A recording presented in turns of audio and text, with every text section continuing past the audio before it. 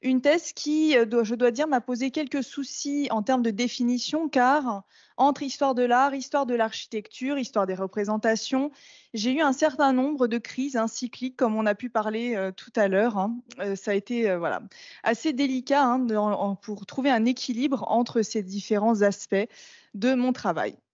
Alors, en réalité, comment en suis-je arrivée là?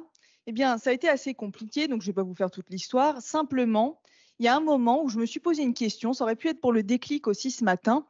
Je pensais donc à la conquête spatiale pour des raisons voilà, qui sont d'actualité autant que de goût personnel.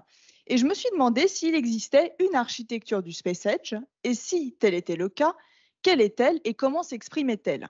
Car effectivement, on parle beaucoup du design du Space Age avec notamment beaucoup de mobilier, hein, comme on peut le voir en ce moment, il y en a pas mal qui est exposé dans la galerie mince, permanente du Centre Pompidou, hein, si vous voulez aller voir, il y a du Joe Colombo, il y a du Werner Pantone. Bref, ça on connaît bien, mais l'architecture, on connaît beaucoup moins. Donc j'ai cherché à étudier la nature des liens entre espace et architecture et de voir, hein, l'impact culturel de la conquête spatiale sur l'architecture et notamment de croiser la culture scientifique et la culture populaire autour du Space Age. Alors il n'y avait pas grand-chose, hein, en termes de travaux, et donc, en dépit, hein, de l'importance dans d'autres domaines, comme ceux du design que je viens d'évoquer, eh bien en spatial, même l'existence, hein, de son impact était à démontrer, et je me suis donc attaquée à cette question. Alors, avec mes premières recherches, je me suis rapidement rendu compte que ce n'était pas seulement les productions architecturales à proprement parler qu'il me fallait étudier, mais aussi la production d'un imaginaire architectural s'organisant autour du Space Age. Il m'a fallu montrer l'existence d'un champ ou d'un domaine culturel du spatial en architecture avant même de pouvoir l'analyser. Alors, tout d'abord, le cadre retenu est celui du Space Age. Alors, c'est un terme qu'on utilise dès l'après-Seconde Guerre mondiale. Il correspond à l'âge d'or de l'exploration spatiale. Alors, les dates que j'ai choisies, je vais y revenir dans une minute. C'est donc celle de 1957 et de 1986. Et le cadre géographique, c'est l'Amérique du Nord, principalement les États-Unis, qui est une nation, hein, qui est l'un des berceaux de l'exploration spatiale. Alors, effectivement, cela est dû, hein, à la nécessité de définir des limites de mon objet que j'ai dû allègrement dépasser largement, hein, en termes chronologiques, géographiques, thématiques, pour pouvoir aboutir, hein, à quelque chose de plus restreint. Mais je pense que tout le monde ici connaît cet exercice, hein, de devoir tomber, voilà, tomber dans le bain pour en ressortir, hein, à un moment ou à un autre. Alors, au-delà de l'importance du fait géopolitique et scientifique, l'espace est quand même présent, exploité dans des domaines variés, le cinéma, les séries télévisées, la littérature, la publicité, la mode. Donc la question, c'était quelle est sa place en architecture? Alors, assez clairement, il y a une place des constructions spécifiques, intrinsèquement liées aux programmes spatiaux, comme ici, donc à gauche, hein, le Vertical Assembly Building à Cape Canaveral, l'un des plus grands bâtiments du monde au corps aujourd'hui, si grand qu'il y a des nuages et qu'il pleut à l'intérieur, hein, destiné à assembler les fusées lunaires. Donc ça paraît assez évident, un bâtiment construit par la NASA. Mais il y a aussi des projets qui s'appuient sur l'espace, ses représentations, qu'elles soient réelles ou imaginaires.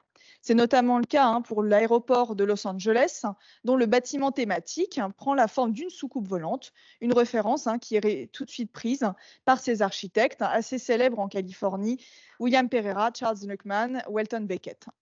Alors, ce bâtiment, hein, reflète ici l'âge d'or aussi d'une autre période qui se chevauche avec le Space Age, qui est celui du Jet Age, donc l'âge du jet, hein, qui est cette période d'échange intense, hein, d'invention de l'avion à réaction qui permet de minimiser les temps de transport, hein, et de cette fameuse nouvelle, hein, génération du jet lag, hein, qui est celle qui est tout le temps en mouvement, transcontinentaux, et qui donne, hein, le point de départ aussi pour le spatial, parce que finalement, c'est l'étape d'après, hein, après le jet, c'est la fusée. Alors, la soucoupe volante, ça va être un peu une thématique, hein, qui est restée, qui d'ailleurs a fait des fois un peu rire mon directeur de thèse qui me demandait toujours si je travaillais bien sur mes soucoupes. Alors oui, alors bon, il n'y avait pas que ça, mais bon, c'est vrai que ça a fini par rester cette histoire. J'ai pu aussi travailler sur la manière dont il y avait des échanges, hein, des interactions entre des, même des circulations, c'est plutôt le terme qu'il faut utiliser, entre espace, science-fiction et architecture.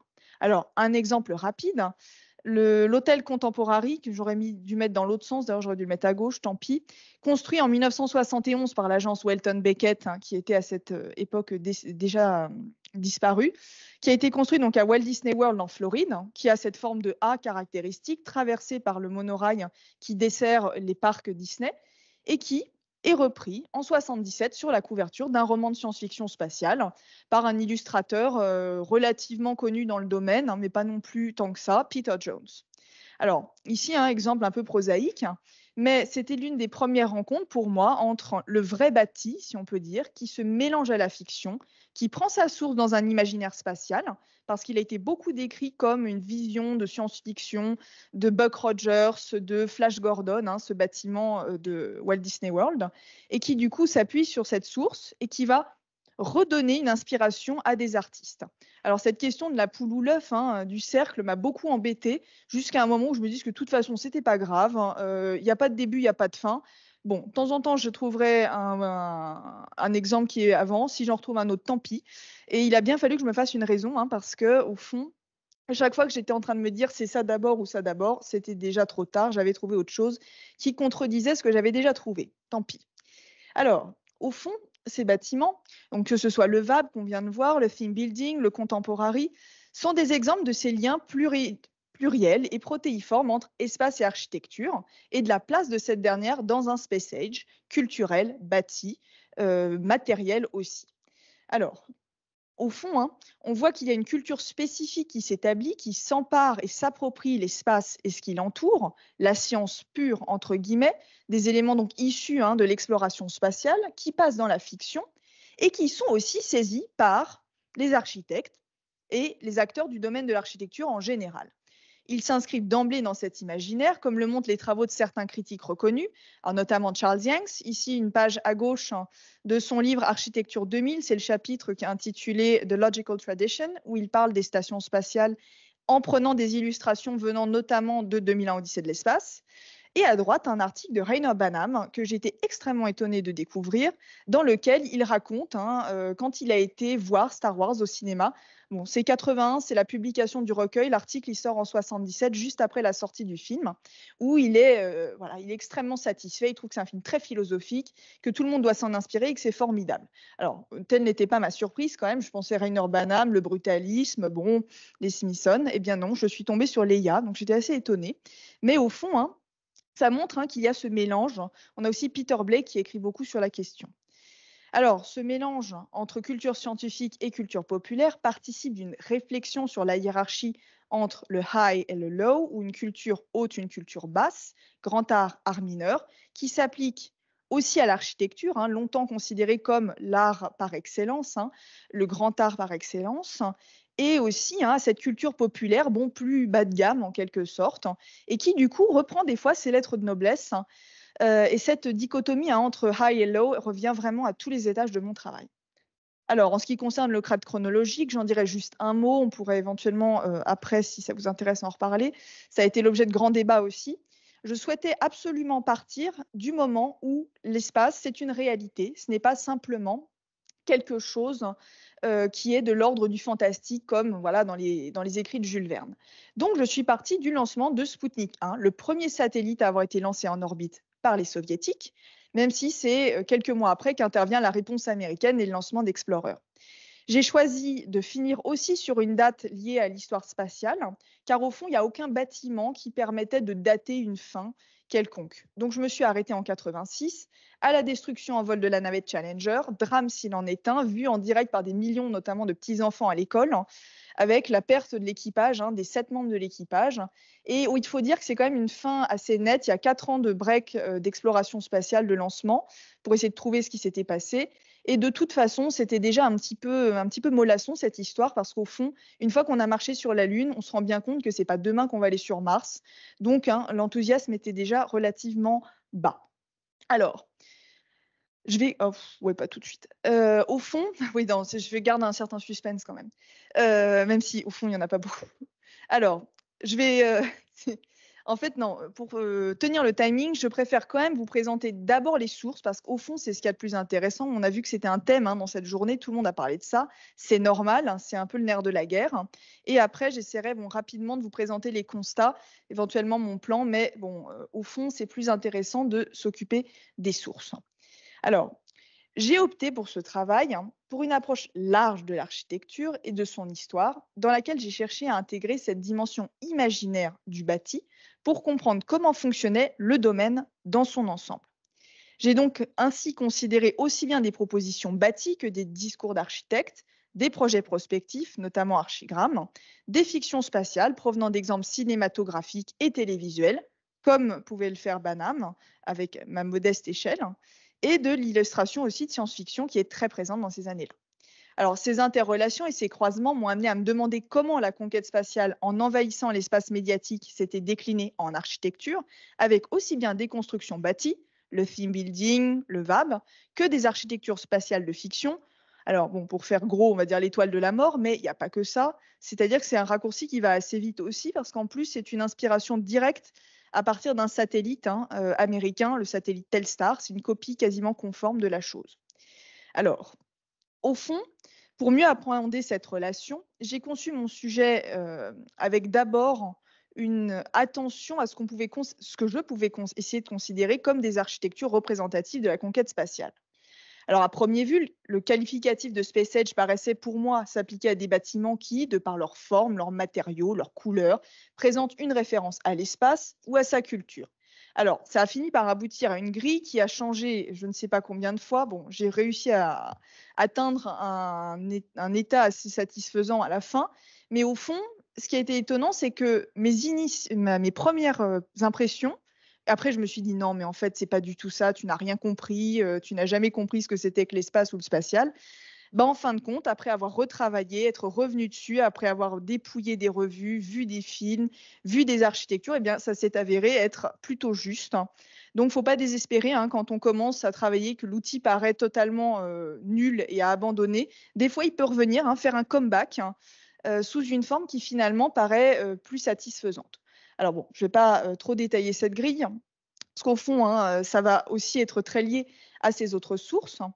Et parmi donc ces sources, j'ai beaucoup travaillé sur la fiction, notamment les couvertures de romans. Alors ici, une petite brochette de 3 couvertures des années 70-80. Il y en a quelques-unes avant. C'est vraiment le point d'équilibre, hein, vers 76.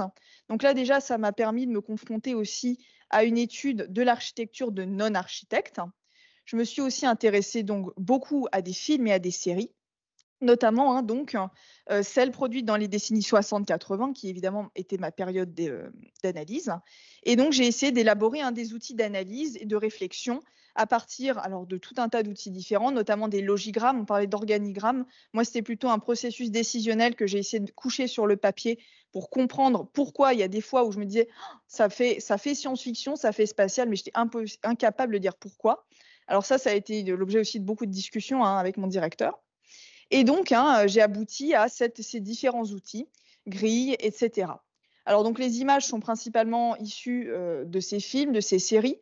Je me suis appuyée notamment sur un dessin animé en particulier, les Jetsons. Alors c'est la version des pierres à feu, mais dans l'espace. C'est la vie du futur, hein, dans les années, 1960, enfin 2000 à peu près, c'est 2000. Bon évidemment, on n'habite pas dans l'espace, on va pas dans au casino à Las Vénus, à Vénus, hein, mais bon, ça donne une idée, hein, du futur tel qu'on pouvait le considérer à l'époque. Pour les enfants, certes, mais il y a une influence massive sur les imaginaires et après, donc après cette série de 62, je me suis aussi beaucoup intéressée à 2001 Odyssée de l'espace, l'un des premiers, hein, films de science-fiction à grand succès et considéré comme non pas une série, voilà, on va dire une série B pour pas dire grand chose, mais comme vraiment un chef-d'œuvre du cinéma et aussi donc après j'ai donné dans le blockbuster, dans Star Wars. Alors bon ici c'était Cloud City, c'est pas la meilleure photo que j'ai pu trouver. Le problème, c'est les restaurations et donc ça j'attire votre attention, juste comme ça, sur le fait que c'est difficile de travailler des fois sur ces œuvres parce que c'est notamment le cas pour Star Wars, les versions originales n'existent plus. Alors j'ai dû retrouver les versions VHS, hein, pour trouver les versions non restaurées parce qu'en fait tous les fonds quasiment ont changé. Alors c'est difficile quand on travaille sur les années 70 et qu'on se retrouve avec la version de 2015, hein, mais il y a des fois, Star Wars, ça n'existe plus. Donc si vous avez des VHS, gardez-les, envoyez-les-moi. Voilà, non, sans rire, hein, c'est vrai que c'est un problème. Star Trek, c'est pareil. Donc ne jamais prendre, hein, au pied de la lettre ce que j'ai fait au début, ces images que l'on peut voir. Souvent, elles sont donc retravaillées. C'est pas parce qu'on restaure qu'on ne change pas. Alors ensuite, le gros un peu, hein, et plus «sérieux» entre guillemets de mon travail, ça a été le dépouillement des revues architecturales. Alors évidemment, là, pour contredire mon propos, j'ai mis architectural design en plein milieu, tout simplement parce que cette couverture est assez formidable. Mais au fond, hein, les revues que j'ai vraiment étudiées, c'est Architectural Forum, Record, Arts and Architecture et Progressive Architecture. Je m'y suis intéressée donc de manière systématique, hein, j'ai tout dépouillé pour retrouver le lien entre conquête spatiale, science-fiction, architecture, voir la manière dont les architectes en parlent, dont ils perçoivent les programmes spatiaux, dont ils parlent éventuellement de leurs intérêts, que ce soit ce qu'ils peuvent regarder, écouter même des fois, il y a une émission de radio, hein, qui s'appelait Architecture in the Space Age. Malheureusement, elle n'a pas été enregistrée en entier, mais il y avait notamment Oscar Niemeyer et Le Corbusier qui ont participé à cette émission de radio. C'est bien dommage qu'elle n'ait pas été enregistrée, donc on leur demandait, hein, leurs avis sur les enjeux de l'architecture à cette époque. Et donc tout ça, ça peut être rendu compte, hein, dans les revues, qui était une source, la source principale pour mon travail, en plus donc des architectures de fiction et bâties. Alors, la plupart de ces discours émanent d'architectes, hein. Il se trouve qu'il y en a aussi qui viennent. Alors, j'aime pas quand vous savez, quand on n'a pas le mode présentateur, tout d'un coup, on se sent dépossédé de, voilà, de pouvoir avoir une avance, hein, sur l'auditoire, hein. Donc, désolée, hein, si je fais un petit flashback. Donc oui, la NASA aussi, hein, parle d'architecture et ça, c'était quelque chose d'extrêmement intéressant et on a même des rapports, hein, de la NASA qui sont publiés dans les revues d'architecture, notamment dans Progressive. À 2 ou 3 reprises, on a des rapports comme ça de programmes scientifiques qui sont publiés. Alors, au fond, avec cette masse documentaire qui a été, je dois dire des fois un petit peu difficile à envisager, j'ai toujours pas trouvé toutes les solutions, hein. C'est bon, l'une des choses qu'éventuellement je ferais peut-être différemment si je devais refaire. Eh bien, j'ai organisé mon travail en 3 parties. Alors, dans la première, je m'intéresse à la manière dont les architectes ont exploité l'espace. C'était d'ailleurs le titre peu inspiré, mais assez clair de ma partie. Donc, ils ont exploité les opportunités, tant dans des réalisations à enjeux de représentation que dans des constructions pour le domaine de l'aérospatial ou des musées de l'espace. J'ai ensuite vu que l'espace avait généré des échos dans les imaginaires, avec aussi bien des discours que des architectures de fiction sur les écrans, des couvertures, aussi dans les parcs Disney, dont je n'ai pas encore parlé, ou aussi dans des propositions de colonies spatiales, en général assez sérieuses, mais au fond, ça c'était l'une des articulations, hein, que j'ai pu voir dans mon travail, c'est que cette porosité, enfin plutôt, il y a une très forte porosité entre les domaines scientifiques et de science-fiction. Dans les rapports de la NASA, ils citent allègrement des romans de science-fiction, au même titre que des propositions de scientifiques éminents, hein, notamment le professeur Gerard O'Neill qui est à Princeton, spécialiste des stations spatiales. Il est en charge d'un programme sur les colonies et il cite les livres de Clark, etc., comme des sources tout à fait valables d'inspiration pour leur programme scientifique. Donc là, c'était vraiment, hein, cette porosité qui m'a intéressée. En dernière partie, je me suis intéressée de manière déjà un petit peu proto-conclusive, hein, par rapport à mon travail, à cette approche un peu formelle, je dois dire, un peu plutôt culture visuelle, hein, de la conquête spatiale avec la manière dont certaines formes et certaines caractéristiques se traduisent dans le bâti et à donc ces formes, hein, la soucoupe notamment étant très présente, hein. Mais aussi j'ai essayé de regarder la place qu'occupait la technologie dans les architectures du Space Age en général, hein, parce qu'au fond, ça c'est quelque chose qui est apparu assez tard, dans mon travail, c'est que cette impression de technologie est quelque chose d'extrêmement important pour la plupart des architectes et aussi des concepteurs de films, séries, etc. Où au fond, l'impression que c'est technologique, que c'est quelque chose qui est au-delà de notre compréhension de pauvres terriens, hein, peu versés dans la technologie, suffit à évoquer un environnement du futur, un environnement spatial. Alors, donc je vais vous présenter un petit peu donc, ces 3 parties, dans les 5 minutes qui me restent. Donc au fond, ce que j'ai essayé de faire, hein, dans cette première partie, c'est de montrer qu'il y a des opportunités constructives du Space Age qui sont perçues par les architectes, mais qui au fond sont pas forcément saisies de la manière qu'on attend. Qu'est-ce qu'ils vont pouvoir saisir facilement en quelque sorte? Eh bien, c'est des projets de représentation, notamment dans des pavillons d'exposition type, alors j'ai fait toute une sous-partie sur l'exposition universelle de 62 à Seattle, dont le thème était la vie de l'homme dans l'âge de l'espace, mais aussi donc à la Foire internationale de New York en 64. Notamment ici, je vous ai mis une carte postale du pavillon Kodak qui avait sur son toit donc ce qu'ils appelaient le Moon Deck, qui était une espèce de paysage lunaire fantasmé où vous pouviez vous prendre en photo avec des points de vue proposés par Kodak. Mais aussi, donc, on a un aspect donc, fun, comme ça, qui est saisi par ces architectes des pavillons, mais dans les parcs d'attractions, et en particulier à Walt Disney World et Disneyland. Donc, Disneyland d'abord, puis à Walt Disney World. Ici, je vous ai mis une petite carte postale de Space Mountain à Tomorrowland. Et au fond, c'est une idée intéressante, c'est de faire un facsimilé du futur spatial, de le mettre à jour régulièrement et de proposer par l'architecture cette évocation du spatial. Alors, ça passe par différents codes, notamment ce qu'on peut appeler l'architecture Googie, qui est fait aussi l'objet d'un développement un petit peu plus tard, même si là, c'était vraiment les réalisations en soi qui m'intéressaient. J'ai ensuite essayé de voir est-ce qu'il y a eu des vraies retombées pour les architectes en termes de construction de projets dans le spatial. Eh bien, au fond, non, parce que la NASA était occupée à une chose, c'était avoir ce dont elle avait besoin et pas à faire une œuvre architecturale.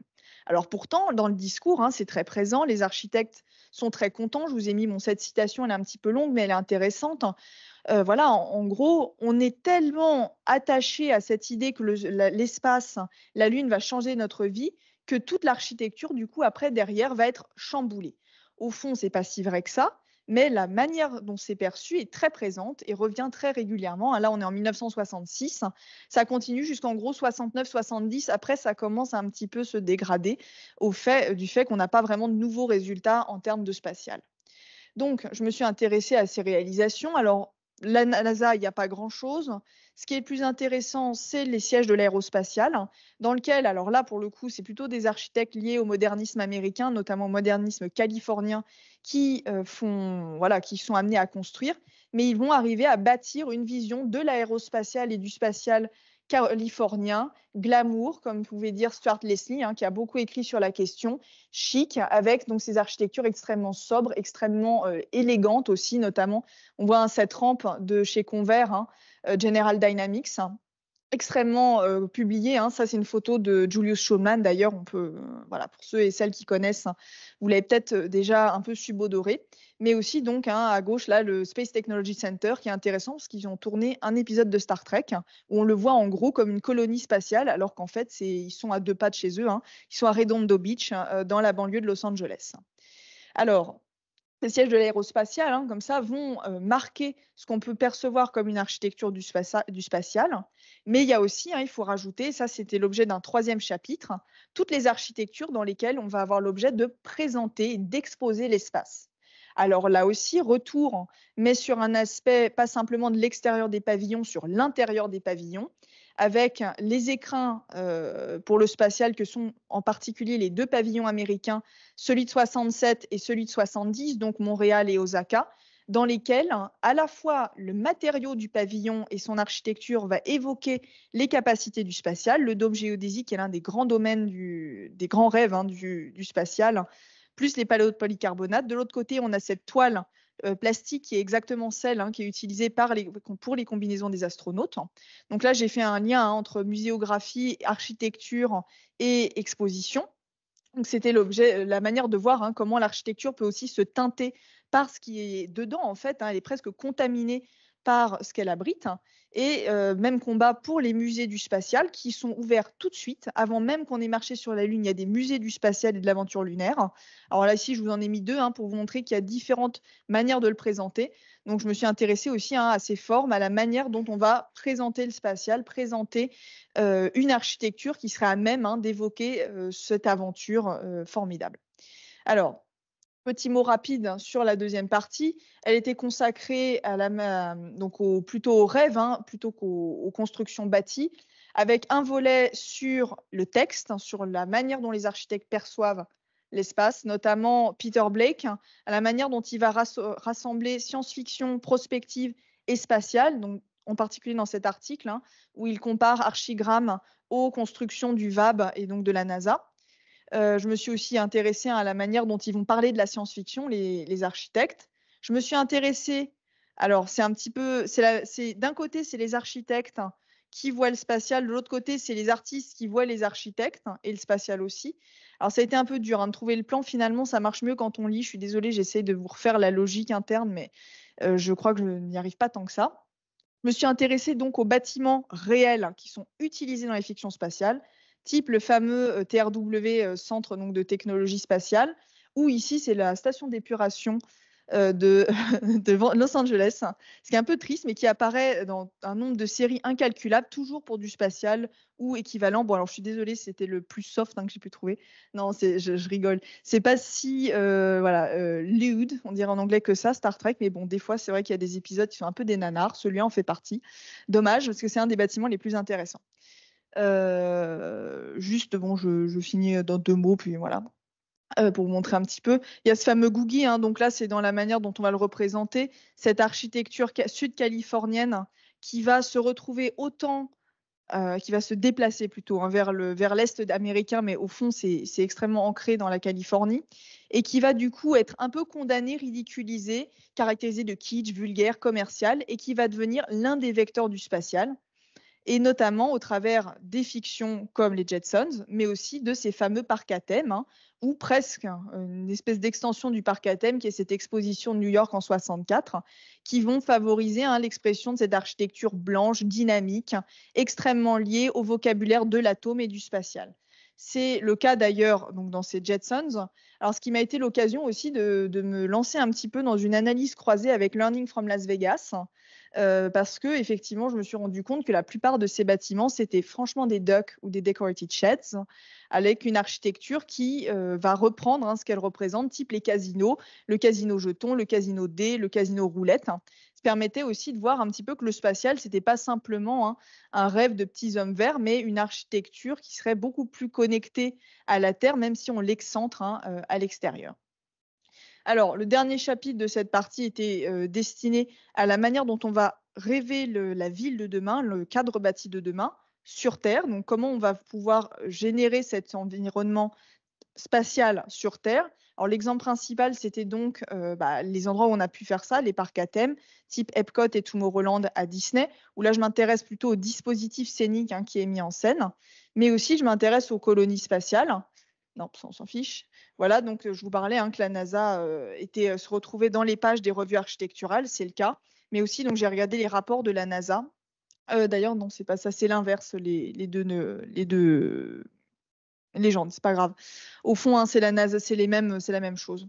Donc ça, c'était vraiment ce dernier point. Et bon, pour finir, la dernière partie, ça va vite, c'est celle des formes. Simplement, j'ai essayé de déterminer, à partir de tout ce que j'avais vu au travers de ces parties, quelle forme était vraiment centrale pour évoquer le spatial. Alors la soucoupe est apparue comme, effectivement, j'avoue, une victoire formidable sur tous les continents de l'évocation du spatial et aussi d'un rêve du spatial, notamment avec ce pavillon des contes de fées à Osaka, qui est composé de soucoupes volantes, comme le dit son architecte. Donc, c'est un mythe moderne qui est mis en avant.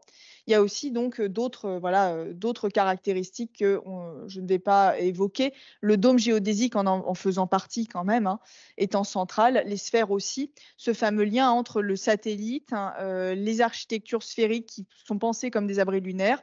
Et après, ça se dérive dans la fiction, dans le rêve, dans des architectures d'attraction, alors qu'au fond, c'était quelque chose qui était extrêmement ancré dans le scientifique et qui finalement se transforme en quelque chose de totalement déconnecté.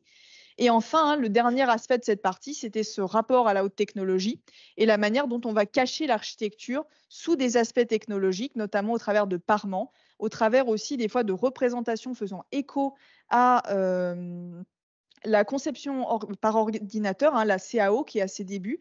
Et donc, finalement, on va utiliser ces représentations graphiques, mais aussi donc cet aspect extrêmement lisse, caréné, qui va faire écho à des vaisseaux spatiaux. Donc là, on est les 2 bâtiments, là, c'était l'un des précédents aussi, le siège des TNT, donc c'est le orange américain du moment, qui propose dans ces espaces dédiés au public cet environnement extrêmement lisse qui finalement ne cache rien. Il y a un pauvre panneau derrière, il n'y a rien de mécanique, mais ça va totalement impressionner, le public et d'ailleurs dans les articles, là, on peut lire que c'est un set pour Star Wars 2, que c'est, totalement, science-fiction, que c'est le futur absolu alors qu'en fait, hein, c'est un peu du pipeau, hein. C'est pas parce que vous avez des parements en acier inoxydable que c'est le futur.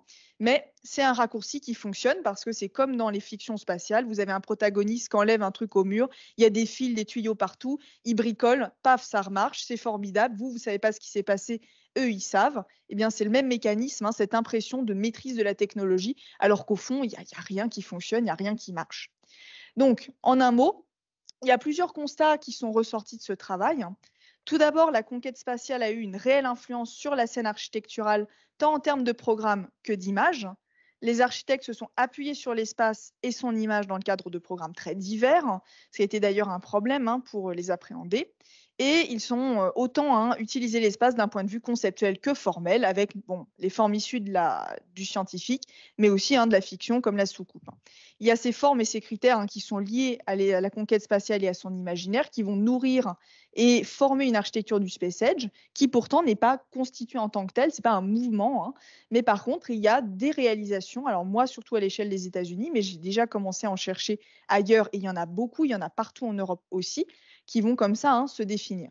Alors, ces éléments contribuent à un renouvellement, à l'origine donc d'une association de l'architecture à la machine, hein, comme on peut le voir ici, et même d'une revendication identitaire à la technologie de pointe, qui commence à tirer, hein, à la fin de la période vraiment sur ce qu'on va voir dans le high-tech, notamment dans les expressions britanniques du dit high-tech. Et c'est assez intéressant de voir que finalement, hein, il a ses racines dans cette vision un peu fantasmée du spatial, qui n'est pas forcément évoquée, hein, très souvent. Donc au fond, hein, cette imbrication entre science, science-fiction et architecture passe vraiment par ces représentations architecturales bâties, films, séries, illustrations. Je vais pas parler des couvertures trop, mais croyez-moi, ça passe aussi par là. Et donc on va avoir cette imprégnation de la culture des architectes et de la production bâtie contemporaine. D'ailleurs, si vous avez des exemples d'architectes qui parlent de leur fascination pour la science-fiction, je prends. J'en connais quelques-uns, mais c'est pas facile à trouver séparément. Donc je vais faire un petit appel, hein, si vous avez des idées. Je connais déjà Dominique Lyon, Norman Foster qui en parle. Voilà, faites-moi signe, je serai très satisfaite.